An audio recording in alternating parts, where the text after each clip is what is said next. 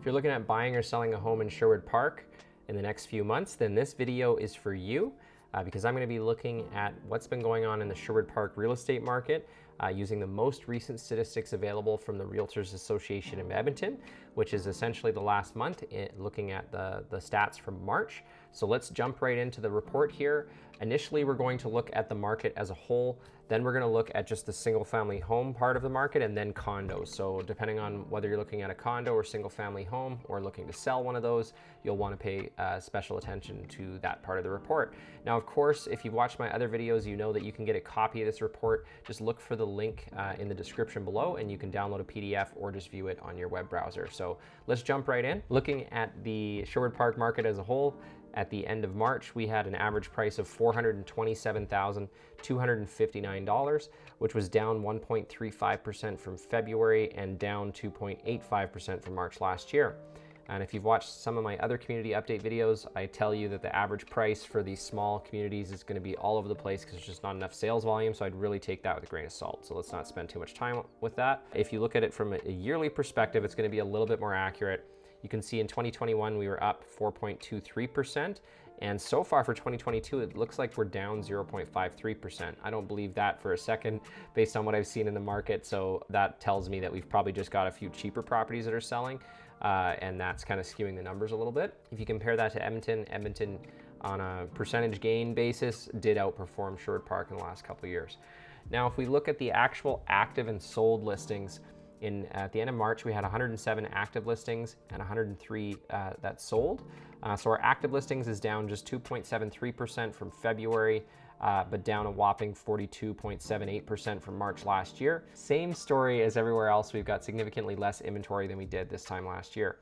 Sales volume is up a little bit from last month, 9.57%, but down 35% from last year. And this is the same thing I've been noticing in a lot of these smaller communities, that our sales volume is starting to be constrained from the lack of inventory. If you look at this 13-month history over here, the green gap is essentially the gap between the number of sales that are happening and the amount of inventory. So last year in March and April was already a very tight seller's market at that time. It did ease off a little bit once we got into May, June, July. Looks like it reached a bottom in September, but it was still pretty balanced at that point. And then it started ramping up again, and it got quite crazy in February and now in March, where we're basically selling all the properties that are being listed for the most part on a monthly basis. So that represents a 96.26% listing absorption rate. So your odds of selling increased 12.65% from last month, and they increased 12.51% compared to last year. This graph of the 13-month history on the absorption rate is basically using the same data, but just showing it as a percentage instead. And you can see that it's a pretty tight market. If you look at the average days on market, we had 33 days on average for March 2022, whereas last month it was 28 days, and last year in March it was 28 days. So it's technically up a little bit, but it's not really a significant change that you need to be worried about if you're selling at all. It's definitely a seller's market out there as a whole in Sherwood Park. If you're looking at buying a property in Sherwood Park, it's going to be very competitive. There's not a lot of inventory, and there's more people that want to buy than there are that want to sell, essentially. Now, we're going to look at the single family home section next and then condos. But before I do that, I just want to remind you that I can give you more specific advice and guidance based on your unique situation, the price point that you're looking at, and the specific neighborhoods, and even the type of home that you're looking at. If you reach out to me directly at 780-819-5508, you can either text me or call me, or you can email me at trevor@trevortardif.com, or go to booktrevornow.com, select a time on my calendar, and then I'll call you. So I don't mind giving you some free guidance based on your situation. I can guarantee that after you speak with me, I'll be able to give you at least 2 or 3 market insights that you wouldn't have thought of on your own. So make sure to reach out to me. Now let's take a look at the single family home market in Sherwood Park. Now the average price in March was $495,985, which is up 0.45% from February and up 6.54% from March of last year. Again, don't get too caught up looking at how this has fluctuated each month, because there's not a whole lot of sales volume, so it's not the best stat to look at super closely. But if we look at it for the year, it's going to be a little bit more stable. For 2021, we were up 5.1%, and so far for 2022 for single family homes, it's showing that we're up 5.36%. If you compare that to Edmonton, it doesn't have quite as much growth as Edmonton in the last 2 years, but still pretty good.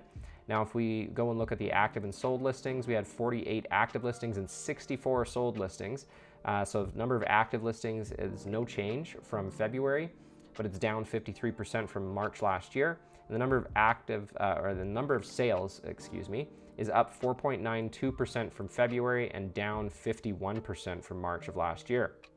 So you can see we actually had quite a bit more sales volume in March last year than we did now, and we had essentially double the inventory. So that tells you that if we had more inventory, it would be selling. So this chart shows that it's been crazy in Sherwood Park basically for the last 13 months, and it's not letting up. There's not enough inventory. There's more properties selling on a monthly basis than what we actually have left over at the end of the month. And that's how you end up with an absorption rate of 133.33%. So pretty crazy out there. Don't envy you if you're looking at buying a home in Sherwood Park right now. You're gonna have to be competing with other buyers if it's a nice property, and you've got to be prepared to fight to win, essentially. Now, if you look at the average days on market for single family homes, 19 days, which is down compared to last month. So stuff's selling 9.52% faster, and compared to last year, it's down 26.92%. Stuff's moving quick in Sherwood Park. Now, if we hop over and take a look at condos, we had an average price of $314,478, which is technically down just over 2% from last month and down 1.24% from last year. Again, take those numbers with a grain of salt. You can see for 2021, we were up 7.99% for condos, and so far for 2022, we're up 0.1%. If you compare that to Edmonton average prices didn't do as good last year, but so far look like they're doing better for condos compared to Sherwood Park. Now, if we go over and look at active and sold listings for condos, there's 59 active listings and 39 sales in March. So the actives are down 4.84% from last month and down 29.76% from last year.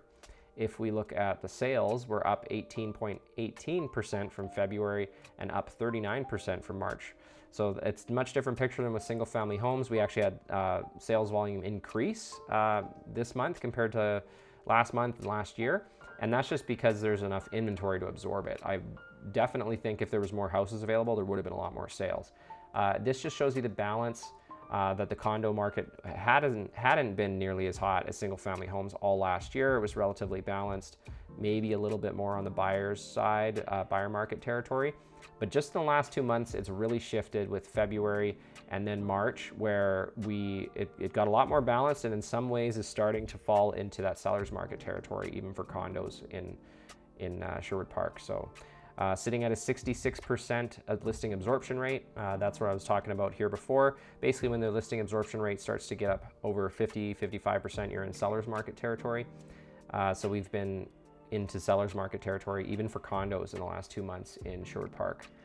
Average days on market was 57 days, which is technically up from last month in February, which was at 42.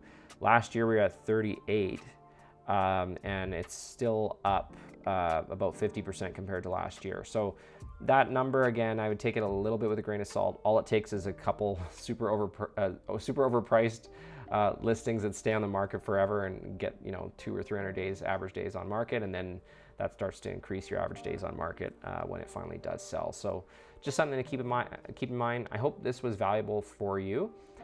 If you want to check out more videos like this, make sure to check out this playlist for more market updates. And over here, you can subscribe to make sure that you never miss another video. Thanks so much for watching, and I'll see you on the next video.